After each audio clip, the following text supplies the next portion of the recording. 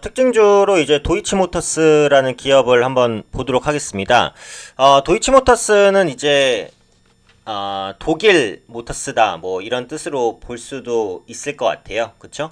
BMW 관련된 매매 그리고 수리업을 운영하고 있는 업체다. 이렇게 보시면 될 것 같습니다. 최근에 주가가 이제 지속적으로 우상향을 보여주고 있는 모습이고 모멘텀도 조금씩 부각이 되고 있기 때문에 이런 부분들 기업 분석으로 한번 살펴볼 필요는 있다라고 생각을 하고 있어요. 최근에 완성차 업체의 흐름이 전반적으로 좀 좋지 않음에도 불구하고 도이치모터스는 좀 성장하고 있다고 보시면 되겠고, 사실 이제 경기가 어려워져도 이 BMW 같은 차량은 어떻게 보면은 이제 그 중산층 이상의 분들이 구매를 하는 거잖아요. 그러다 보니까 상대적으로 이제 경기에 대한 민감도가 조금 떨어져요. 그러니까 경제적으로 보자면은 현대차 라인의 한 2, 3천만 원대 차량 같은 경우에는 보통 이제 중산층 분들과 이제 어떻게 보면 소상공인들이 이제 많이 구매를 할 수 있는 그런 차이기 때문에 경기에 대한 민감도가 좀 높지만 5천만 원에서 1억 원 정도를 호가하는 외제차 같은 경우에는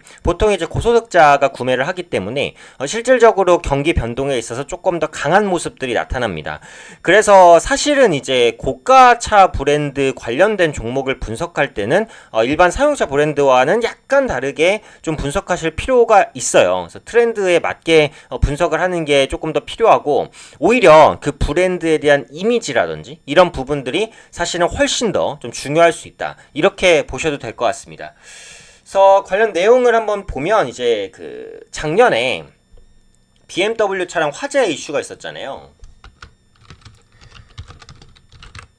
사실 이제 독일차 같은 경우, 독일은 제조업의 강국이지 않습니까? 물론 한국도 제조업 강국입니다. 독일 같은 경우도 전통적인 제조업 강국의 위치를 영위하고 있는 그런 나라기 때문에 실질적으로 이런 자동차 부분에 있어서의 자부심도 높고 그런 품질도 어느 정도 독일산이라는 이유로 검증이 됐다라고 사람들이 많이 생각을 했어요. 근데 작년에 이제 BMW 차량 화재가 난 다음부터는 이제 판매가 분명히 좀 감소한 모습이 나타났는데, 올해 같은 경우 일단은 화재에 대한 영향이 좀 많이 희석이 됐다고 보시면 될 것 같고, 무엇보다도 이제 신차 출시에 대한 기대감이 현재 부각이 되고 있는 상황이죠. 그래서 BMW 3 시리즈 풀체인지 모델 그리고 X6의 이제 풀체인지 모델을 비롯해서 인기 신차들이 좀 출시될 것으로 보입니다. 또 추가적으로 이제 그 포르쉐 모델이 전시장 확대를 통해서 판매가 증가하는 효과도 좀 나타날 수 있을 것 같아요. 그래서 BMW 그리고 포르쉐 관련된 차량 매출이 증가할 가능성이 좀 더 높다, 이렇게 보시면 될 것 같고요. 추가적으로 볼 수 있는 모멘텀이 그 AS 센터입니다. 아시겠지만 외제차 같은 경우에는 수리비도 굉장히 비싸잖아요.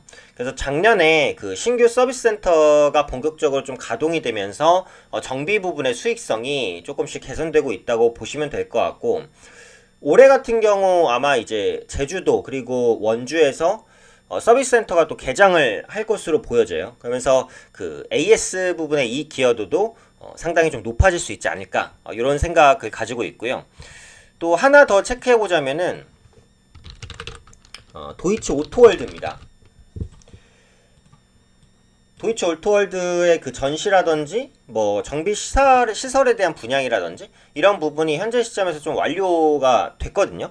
그래서 올해 이제 그 증권사 추정치 기준으로는 연말까지 한 600억 정도 분양 수익이 날 것으로 예상을 하고 있어요. 그래서 도이치모터스의 모멘텀이 이제 크게 세 가지 정도가 되겠죠. 네, 신차 출시에 대한 모멘텀, 그리고 AS 센터 추가 설치에 대한 모멘텀, 그리고 도이치 오토월드에 따른 분양 수익 모멘텀. 그래서 요런 세 가지 모멘텀들이 부각되면서 최근에 올라오고 있는 것이고, 지금 추세적인 흐름을 보자면 좋아요. 그래서 저점을 높이면서 계속해서 5일선까지 타고 가는 흐름입니다. 그래서 단기간에 많이 올라온 부분이 약간 부담일 수 있지만, 보시면은 이 빨간 선, 네, 외국인 수급이 꾸준히 유입되고 있기 때문에, 그리고 추세가 무너지지 않았기 때문에 추가적인 상승 가능성이 있다라고 보고 있고, 일단 1차적인 저항대는 돌려냈다고 봐요. 그래서 10월 달에 기록했었던 고점을 돌려낸 상황. 여기서 거래량만 조금 더 터져준다면 거의 한 7,000원대까지도 한번 노려볼 수 있지 않을까, 이런 생각은 가지고 있어요. 그래서 최근에 아무래도 시장이 조금 흔들렸습니다. 그렇기 때문에 개별적인 모멘텀을 가진 종목들, 그리고 추가적으로 이제 시장에 대한 영향을 그렇게까지 많이 받지 않는 종목들, 그런 종목군들 위주로 시장에 수급이 유입될 가능성이 있다, 이렇게 보고 있어요. 그래서 그런 관점에서 도이치모터스 같은 개별적인 모멘텀을 가진 종목군들을 꾸준히 찾으시려는 노력을 하시는 게 좋겠다라는 생각이고요. 뭐 한 가지만 더 보자면, 그 기술적으로 봤을 때는 바닥권에서 고개를 들거나 아니면 상승 추세를 타는 종목을 사시는 게 좋아요. 그러니까 차트적으로 봤을 때 횡보 후에 약간 고개를 들거나 아니면 아예 상승 추세를 타고 있는 종목군들 사시는 게 성공 가능성이 높습니다. 내가 워렌 버핏 같은 장기 투자자가 아니라면 말이에요.